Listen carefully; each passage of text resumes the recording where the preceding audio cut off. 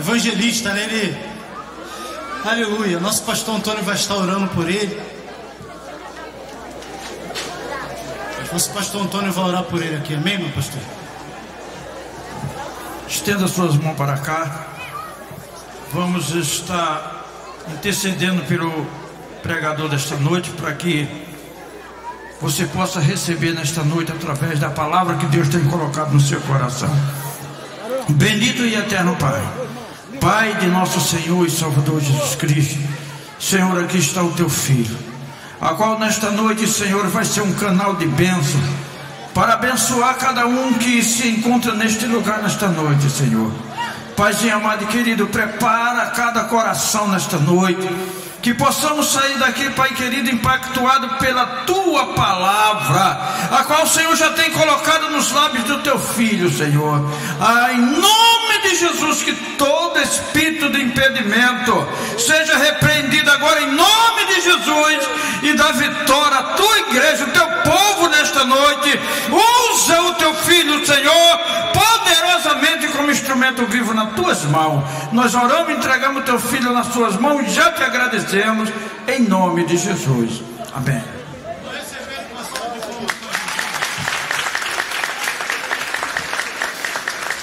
Aleluia. Meus irmãos, a paz do Senhor. A paz do Senhor, meus irmãos.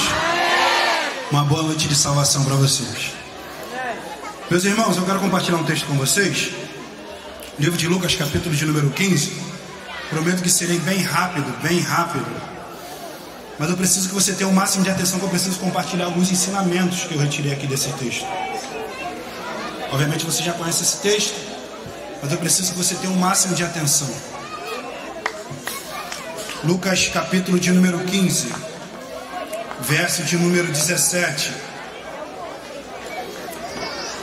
Quem não tem Bíblia, faz igual eu fazia na escola. Cola com o que tem, né? Eu sempre ia para a escola sem livro. Sempre tinha alguém que levava o livro. Sabe qual era o difícil?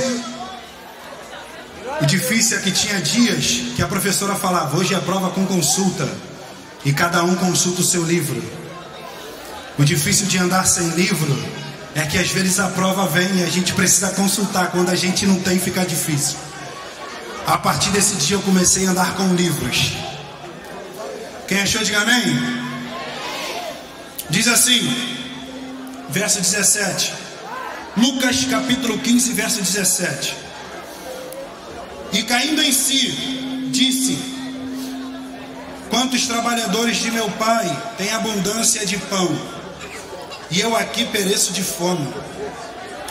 Levantar-me-ei e irei ter com meu pai,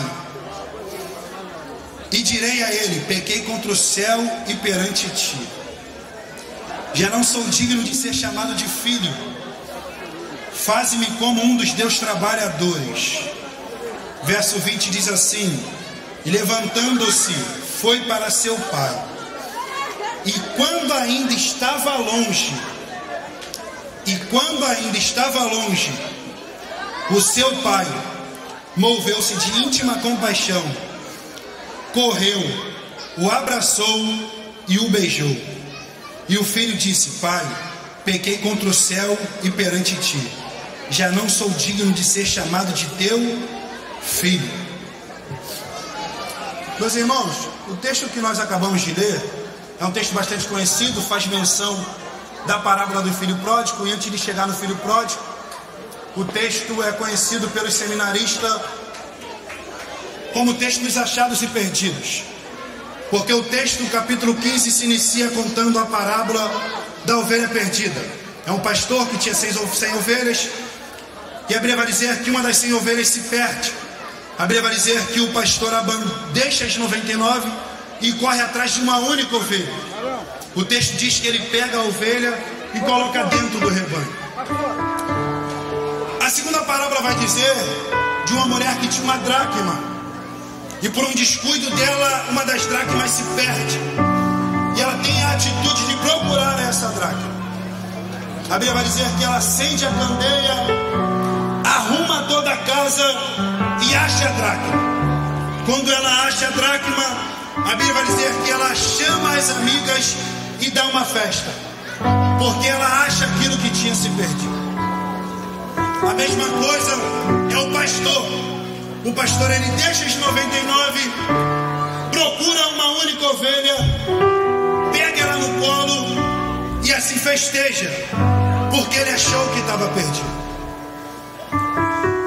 O pastor Rodrigo Silva faz menção de um seguinte estudo: toda ovelha, quando era desgarrada do rebanho, quando ela saía do rebanho, quando ela se perdia do rebanho, o pastor corria e dava vida pela ovelha. O estudo vai dizer que ele segurava a ovelha no colo, e por mais que ele estivesse perto do rebanho novamente, ele não largava a ovelha do colo, porque o estudo ensinava que a ovelha precisava sentir o cheiro do pastor novamente. Então, por mais que ele esteja próximo ao rebanho, a ovelha que estava perdida, ele não tirava do colo. A gente vê um texto e a gente entende o quão cuidado o pastor tinha, porque ele corre para procurar o que estava perdido, e quando ele acha, ele faz questão de pegar no colo e caminhar durante 3 dias. Ele faz questão de correr e pegar a ovelha que estava perdida e colocar nos braços e caminhar com ela. É isso que me chama a atenção. Por quê? Porque por mais que ele esteja perto do rebanho, ele não solta a ovelha que está perdida. A gente acompanha uma história de um pastor que é apaixonado pela ovelha. A gente acompanha a história de um líder que está apaixonado por uma ovelha e que faz questão de cuidar, faz questão de limpar, faz questão de amar, de dar o sinal de amor para uma ovelha que estava perdida. Quando eu leio esse texto, eu lembro de Atos dos Apóstolos, capítulo 20. A Bíblia vai dizer que Paulo está pregando no Sinédrio e tem um jovem chamado Eutico. Ele está sentado no 3º andar de um lugar, e a Bíblia vai dizer que ele está sentado em um lugar, que ele está sentado em uma janela. Calma aí, janela é um local de transição, janela não é um local de ficar sentado, janela não é um local de ficar sentado, mas o jovem está sentado na janela, o jovem está vendo Paulo pregar, mas ele está sentado na janela. A Bíblia vai dizer que por um descuido, que por um detalhe o jovem cai. A Bíblia vai dizer que o jovem cai. Quando o jovem cai, alguém olha para ele, olha para Paulo, e eu imagino o questionamento dizendo: está morto, o jovem morreu, aleluia. Mas eu vejo Paulo parando o sermão, parando a ministração da ceia e descendo. O texto diz: e ele desce. Todo mundo está olhando, o jovem está dizendo: morreu. O jovem caiu. Estava na janela fazendo o quê? Janela não é lugar de ficar sentado, janela não é lugar de estar sentado. Usou a janela de forma errada. Mas eu vejo Paulo ministrando a ceia e Paulo parando a ceia, e o texto diz que Paulo para a ministração e desce. E a Bíblia vai dizer que ele abraça o jovem, e quando o jovem é abraçado, o jovem torna a vida. Paulo está me ensinando algo terrível aqui. Paulo está me ensinando que o abraço, ele traz vida a alguém. Paulo está me ensinando o que a parábola diz das 99. Paulo está me ensinando que a parábola da ovelha perdida. Paulo está me ensinando que o abraço é importante. Aleluia. Quando eu lembro desse texto, eu lembro de Atos dos Apóstolos, capítulo 3. Pedro está subindo para orar a hora nona, cheio de Deus, e tem um jovem paralítico e pede uma esmola para ele. Pedro olha para ele e fala para ele: olha para mim, rapaz, eu não tenho prata nem ouro, mas o que tenho no nome de Jesus Cristo, levanta-te e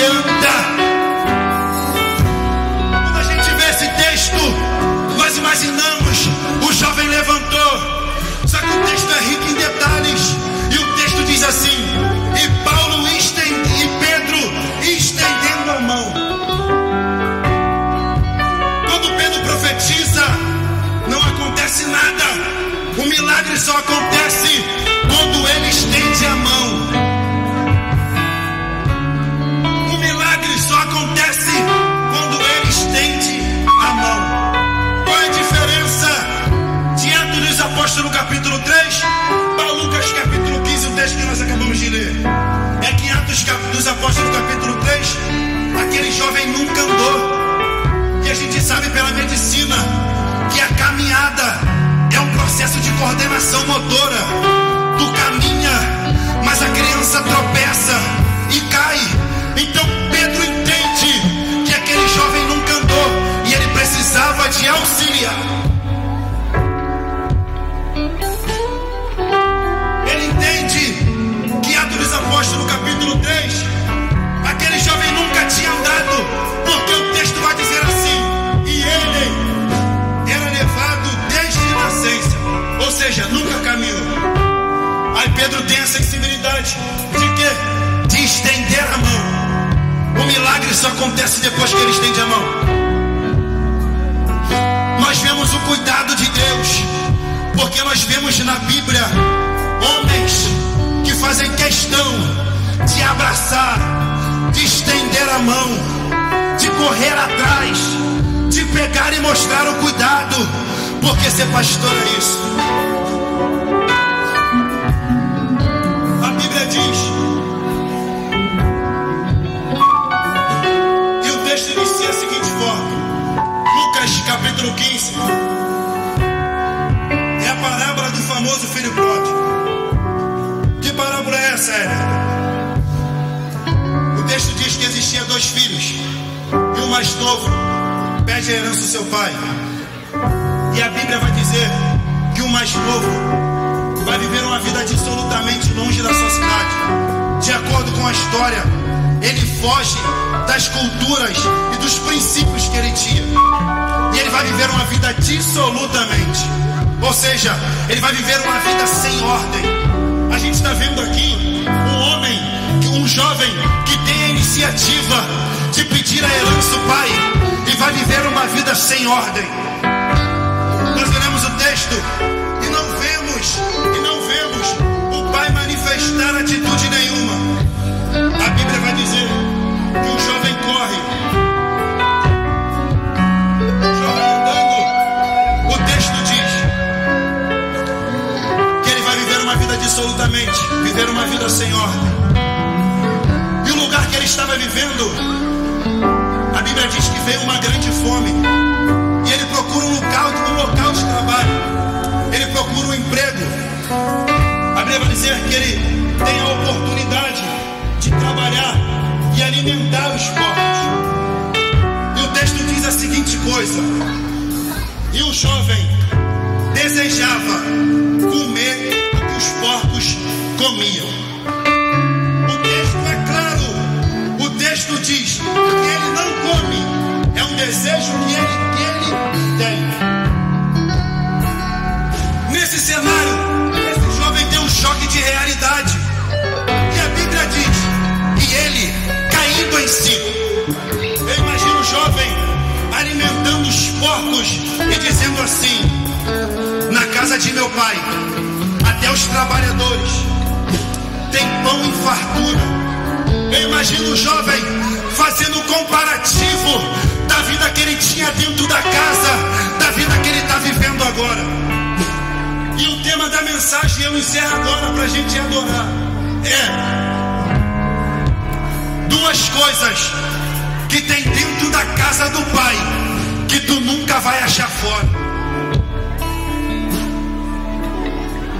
O texto diz que ele está alimentando, ele está dando de comer os porcos, e ele sente o desejo de comer o que os porcos comem. Aí o texto diz assim: e ele caindo em si, ele fez um comparativo da vida que ele vivia, da vida que ele está vivendo. E nesta noite, o recado de Deus para a tua vida é: caia em si, faça um comparativo da vida que você vivia na presença de Deus e da vida que você vive hoje. Caia em si neste momento e faça um comparativo da vida que você vivia na presença de Deus e na vida que você vive hoje. Compare, porque a diferença desse jovem é que ele decide viver na casa do pai. Ele decide sair e vai para uma terra longe,